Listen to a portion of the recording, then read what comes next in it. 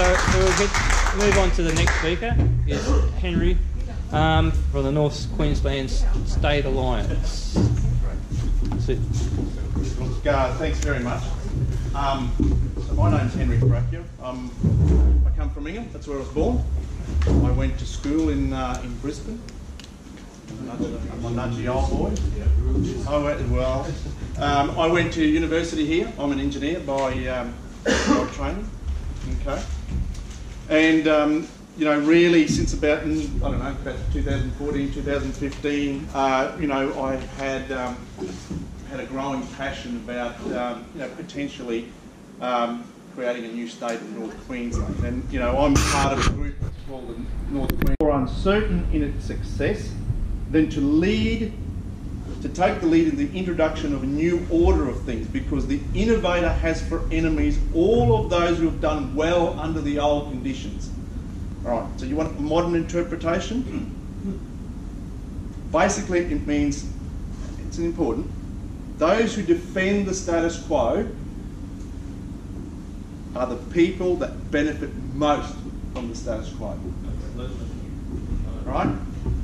So, the challenge sort of lays before us, okay? Now, if we want to change our fate, and we want to change the fate of our future selves, and we want to participate in making decisions that affect us, then we have to change the status quo. We actually have to change. And we are actually asking to change Australia. That's what we want to do here. Let's not be, you know, small about it. We're actually asking to change the country when we are advocating for a new state. We're going to have to change the narrative, okay? It has to be a consistent narrative. It's got to be a narrative that speaks to a broad range of people. Ultra-left, central-left, centre, left-right, right-centre, far-right. Because we've got to remember that success has 1,000 fathers. It is failure that is an orphan, okay? Success has 1,000 fathers, failure is an orphan. So we need everybody in this pursuit to feel that they are part of the change. We're going to do that because we are going to talk in a consistent narrative, and it starts with the 30-odd people that are in the room. Now, you know, we've had the Fair Share campaign. Have you seen that in the Townsville Bully? Our Fair Share. It was put together by my friend and colleague Cole Dwyer, and with great respect.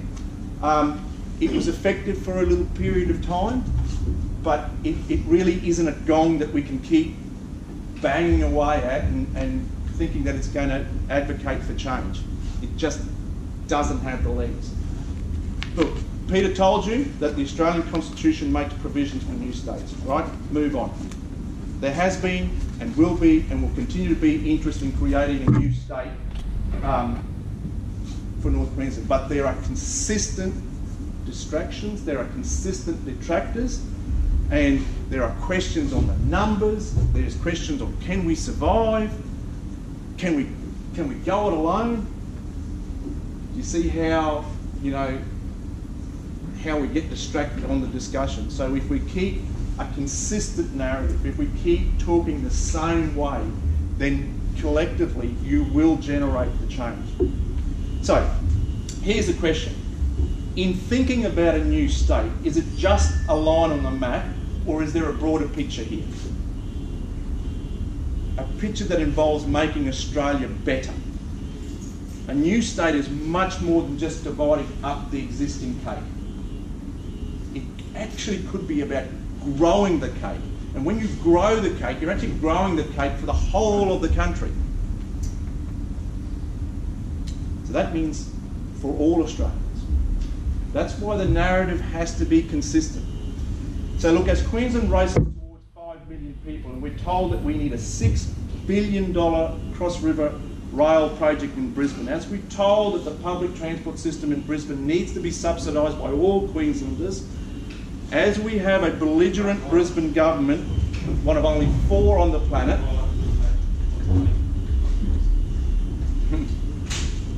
that has no upper house. Peter told you that.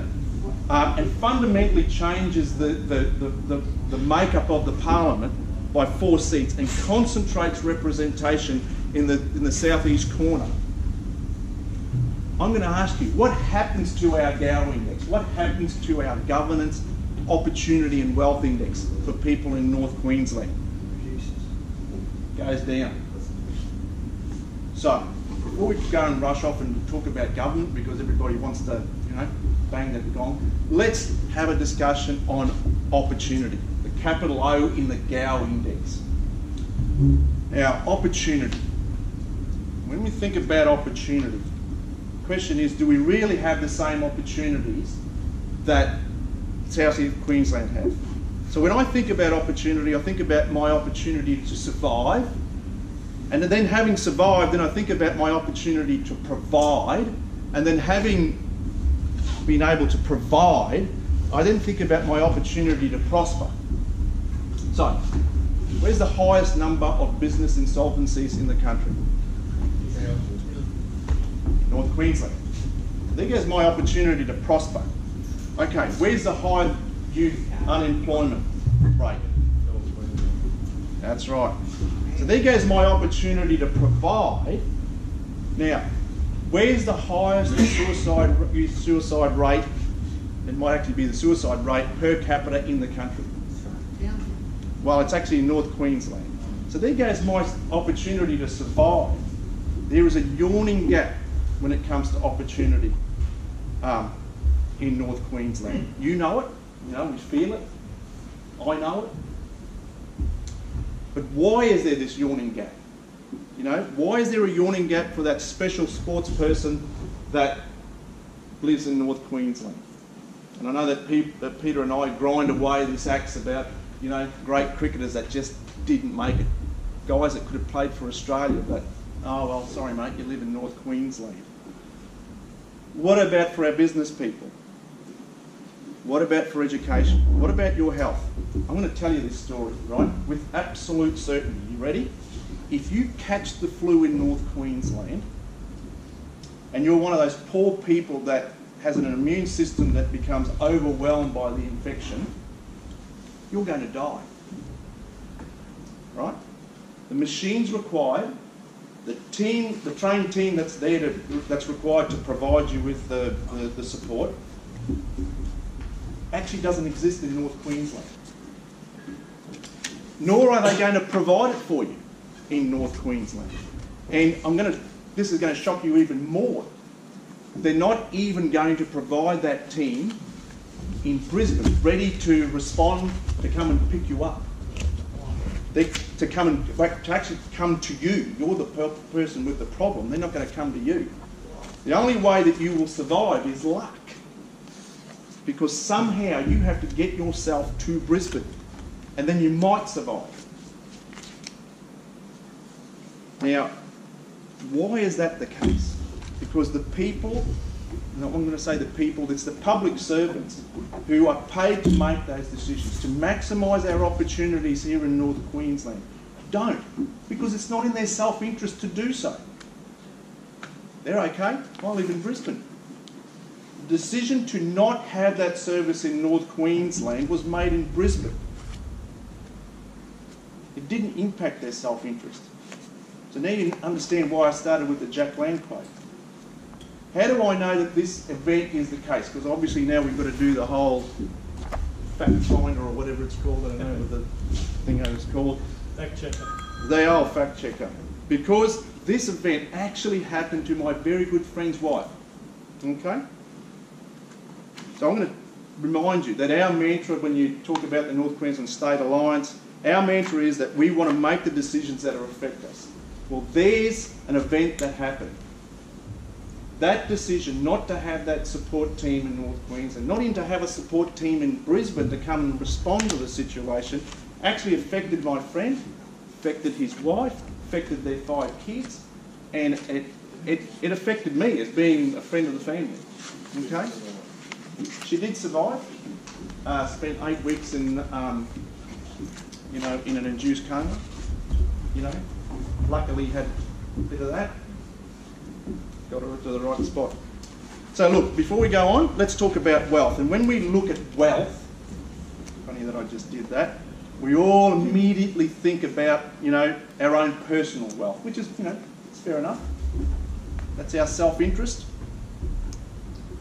But when we think about personal wealth, it's really only one part of a three-part equation that represents wealth. The other parts really are about community wealth and then infrastructure wealth. So these are the items that are put together around us that help us to build our personal wealth. So I'm going to just remind you about some of the numbers. North Queensland produces 5% of the national GDP. We are 4% of the population. So I'm going to repeat that. We produce 5% of the national GDP. We are 4% of the population. So you would think that we would be the wealthiest people in Australia. We're punching well above our weight. When we pay tax, we believe in the greater good. A very egalitarian country. But we also believe, in some way, that that money will be spent by government to build our community wealth. That is to invest in the things like water for people, protection of lands, protection of property.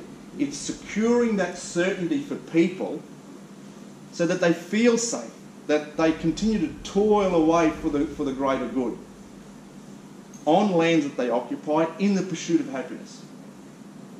That's why government invests in community wealth. So do you feel secure about your water supply? No. What about a business? Say you're a business that wants to invest in North Queensland. Do you feel secure about the water supply? What about the power supply?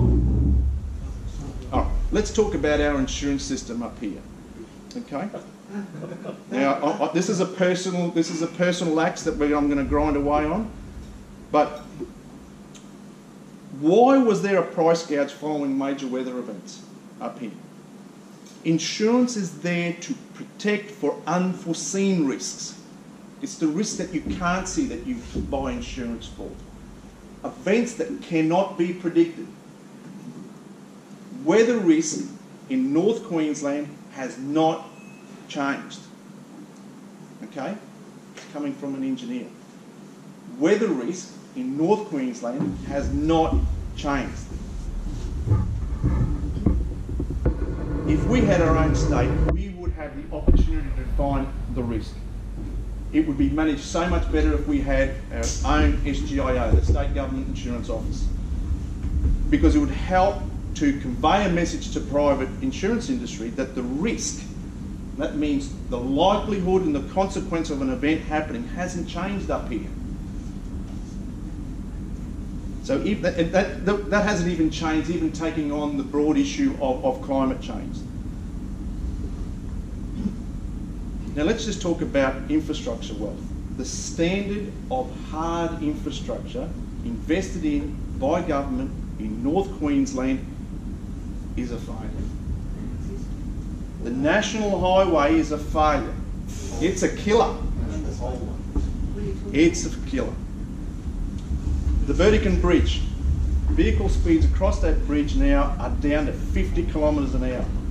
You know what? It's only when government is confronted by a crisis that they actually act to go and do something in North Queensland. Rookwood Weir, west of Rockhampton, not really happening. Raising the Burdekin Dam, not happening. Hell's Gate Dam, sort of being looked at in a report. You know what? There's plenty of reports. Plenty of reports, isn't there? But there's very little action. Now, because you listened to Peter and he took you through the journey, you now know why we're in that situation. It's Section 96 of the Constitution.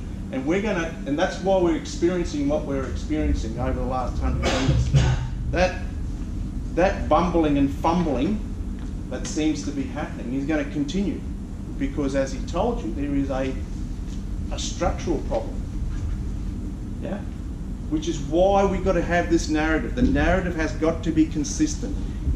We have to talk about governance, We have to talk about opportunity, and we have to talk about wealth. We are not going to talk about, oh, we're not getting our fair share. There are many detractors to simple statements like that. We must have a narrative that says the level of governance that happens in North Queensland is not right. The level of opportunity that we get to experience in North Queensland, it's not the same that it is in Brisbane. The wealth that we get to experience in North Queensland is not the same as what it is in the southern part of the state. Right, so now here we go. We get to the G, the big capital G that everybody wants to, you know, get on about. But we need to be consistent about how we talk about government. And we don't need to talk about government, we need to talk about governance. So, let me repeat so that you walk away from here consistently saying the same things. We produce 5% of the national GDP, we are 4% of the population, and yet we have 3%, less than 3%, looking at my colleague, less than 3% of representation in the federal government.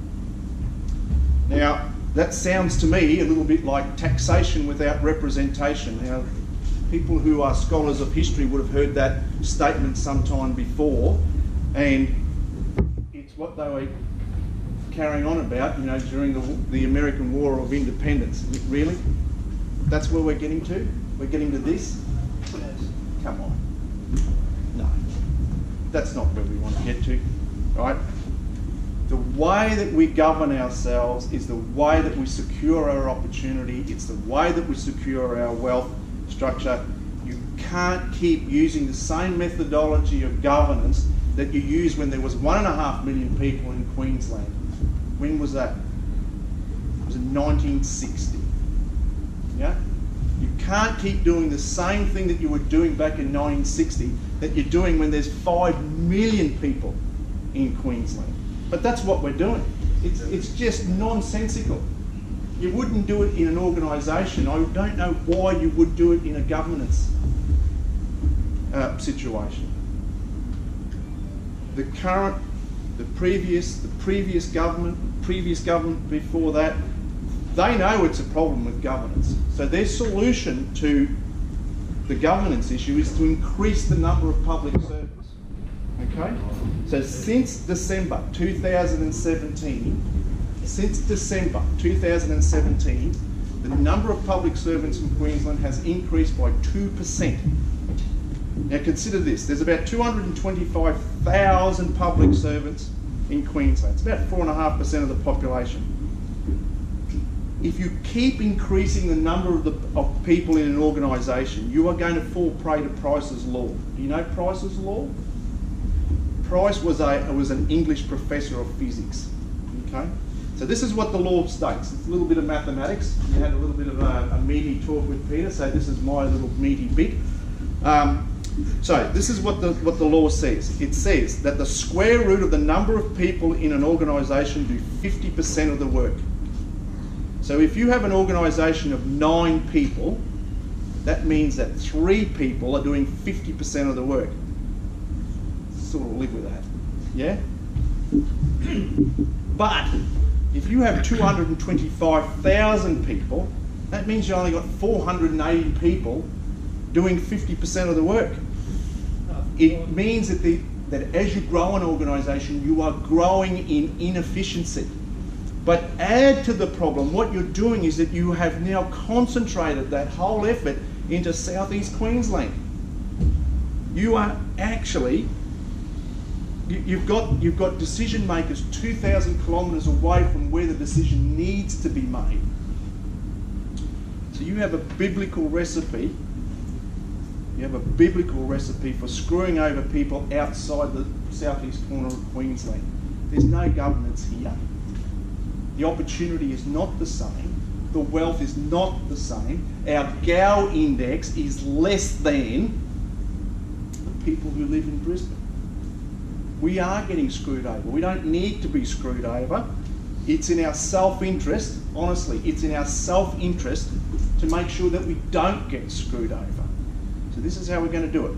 When we have a discussion about the new state, we are going to talk broadly about the level of governance, the level of opportunity, and the level of wealth. We are not going to bang away at a gong that says we're not getting our fair share, it's not right, something's not wrong. Sorry, it's not wrong, something's not right. It just doesn't create momentum. So this is what we're going to do. We're going to talk about the Gow Index. We are going to advocate for our own state. We are going to advocate for 12 senators. We are going to identify ourselves as North Queenslanders. And we're going to advocate for decisions that affect us to be made here in North Queensland. And when we talk to people, we're going to keep remembering we want to talk about the Gow Index. We don't want to talk about distractions. It does away from our momentum. Yeah? So that's my roadmap. That's an alternative view. Okay? It's great to talk about having elected reps. They can only do so much. We're actually trying to change. We're trying to create a momentum that's much, much bigger than that. That's if we want to have success. Now, having said that to you, more importantly, I want you to walk away from here tonight and I want you to advocate for the plebiscite on the issue. Just exactly the same as the LGBTI community did for their issue, because you know why? We're no less than them. In actual fact, we represent a bigger group than them. But that's my take on how a roadmap forward. My roadmap consists of making sure that we have a narrative that is consistent. It starts with you having a conversation with your mate. It starts with that mate understanding that we can't keep simply saying, we're not getting our fair share, something's not right, we should do this. It's about having a consistent narrative. All right, okay, that's it.